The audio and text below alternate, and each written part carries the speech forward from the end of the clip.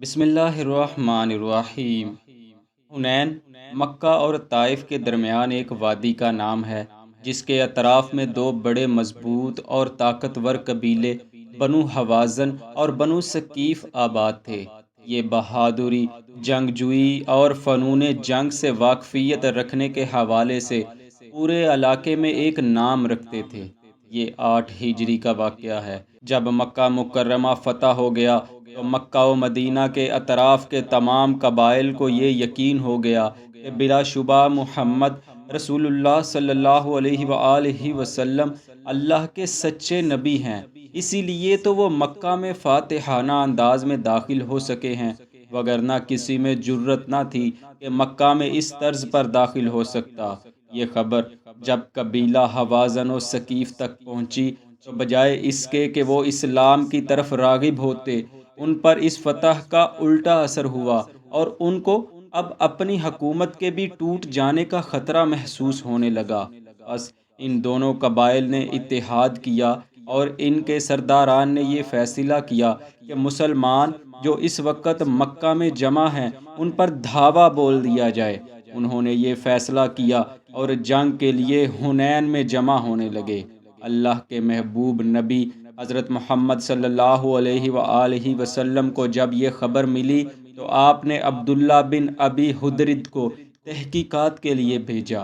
انہوں نے واپس آ کر تمام صورتحال سے حضور صلی اللہ علیہ وآلہ وسلم کو آگاہ کیا اور عرض کیا، قبیلہ حوازن کا رئیس اعظم مالک بن عوف اس تمام فوج کا سربراہ ہے جو اس وقت حنین کے مقام پر جمع ہو رہی ہے۔ یہ لوگ اپنے ساتھ اپنی عورتوں، بچوں اور جانوروں تک کو لے آئے ہیں تاکہ کسی کے پاس جنگ سے واپس لوٹ جانے کا کوئی جواز نہ رہے۔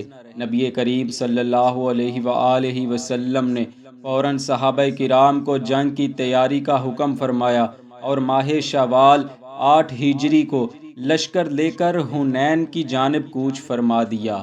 لشکر میں قریباً 10,000 تو وہ نفوس قدسی تھے جن کو لے کر آپ فتح مکہ کے لیے تشریف لائے تھے، اور 2,000 مکہ کے باشندے تھے جن میں طلقاء تھے اور کچھ مشرکین بھی تھے۔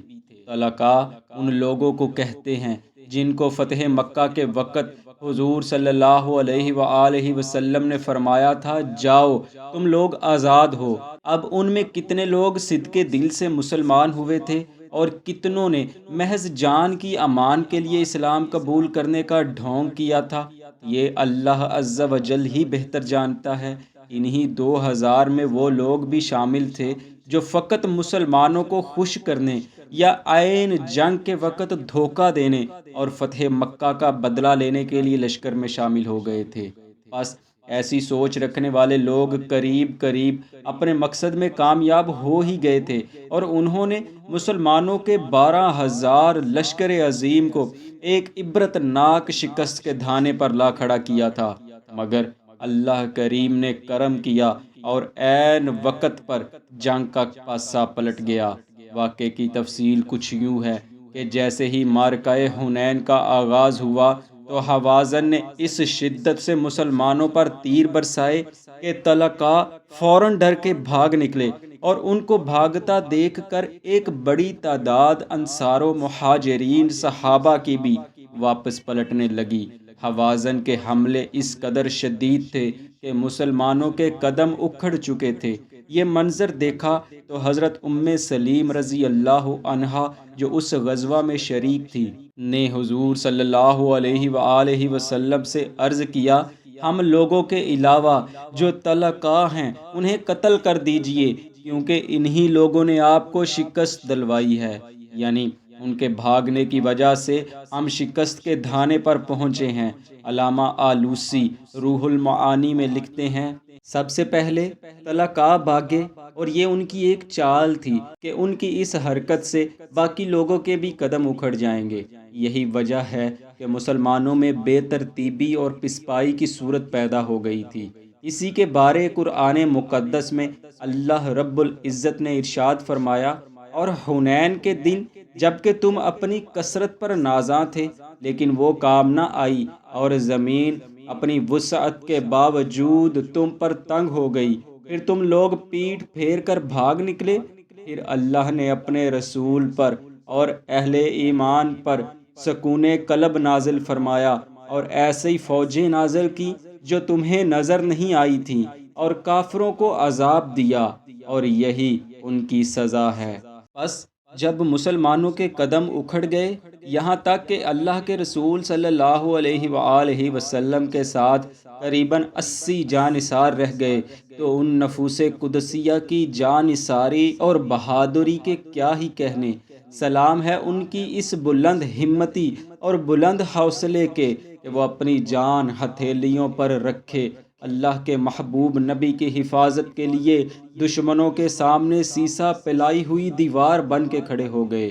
ان میں کچھ تو خاندان نبوت کے افراد تھے، جیسا کہ شیر خدا حضرت علی کرم اللہ وجہہ الکریم، حضرت عباس، حضرت فضل بن عباس، حضرت ابو سفیان بن حارث وغیرہ، اور بقیہ جانثاران میں حضرت ابو بکر صدیق، حضرت عمر فاروق، حضرت اسامہ بن زید رضی اللہ عنہم وغیرہ۔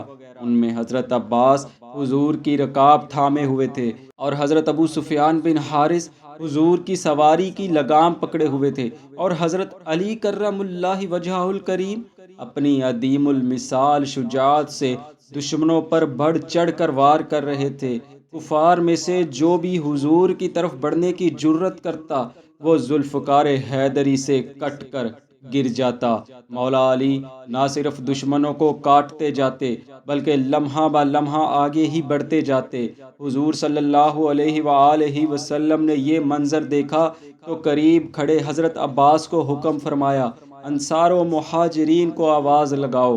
بس حضرت عباس نے، جو کہ ایک بلند آواز شخصیت تھی، نے جب بلند آواز سے انصار و مہاجرین کو پکارا تو پیچھے ہٹتے ہوئے صحابہ کرام میں اچانک ایک نئی روح پیدا ہو گئی، اور ان کے دلوں میں سرفروشی کی ایک نئی لہر دوڑ گئی۔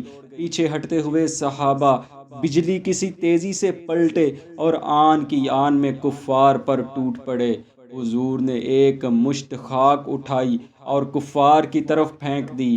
بس پھر کیا تھا، یہ ذرے خاک کے نہ تھے، بلکہ یہ تو کفار کی شکست کی نشانی تھی۔ حضور نے جو ہی خاک کفار پر پھینکی، دفتن لڑائی کا نقشہ بدل گیا۔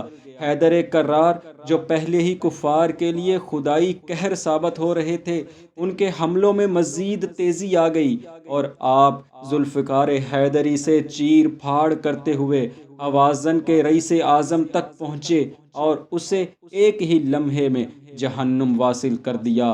حوازن و بنو ثقیف کی فوج نے جو ہی اپنے رئیس کو مرتے دیکھا تو ان کے حوصلے پست ہو گئے، وہ میدان چھوڑ کر بھاگنا شروع ہوئے، حتیٰ کہ چند ہی لمحوں میں بھاگنے میں کامیاب ہونے والوں کے علاوہ میدان جنگ میں صرف ان کی لاشیں، قیدی یا سامان باقی رہ گیا۔